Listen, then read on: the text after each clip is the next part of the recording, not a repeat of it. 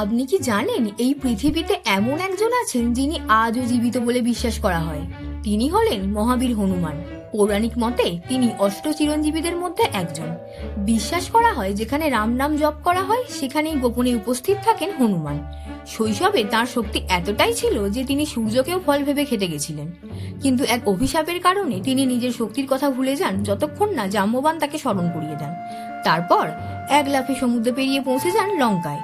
আর ভক্তি, একবার তিনি নিজের বুক চিরে দেখান তার হৃদয়ের মধ্যে বিরাজ করছেন শ্রীরাম ও সীতা। কিছু কাহিনীতে এমনও বলা হয় তার ঘাম থেকেই নাকি জন্ম হয়েছিল এক যোদ্ধা মকরধ্বজের।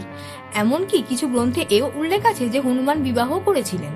আর সবচেয়ে অবাক করা কথা, তিনি চাইলে একাই রাবণকে পরাজিত করতে পারতেন, কিন্তু করেননি, কারণ তিনি চেয়েছিলেন শ্রীরামের গৌরব প্রতিষ্ঠা হোক। বিশ্বাস করা হয় আজও ভারতের কিছু মন্দিরে রাতে হনুমানের উপস্থিতি অনুভব করা যায়। এই তথ্যগুলো আগে জানতেন? না জানলে এখনই ফলো করুন।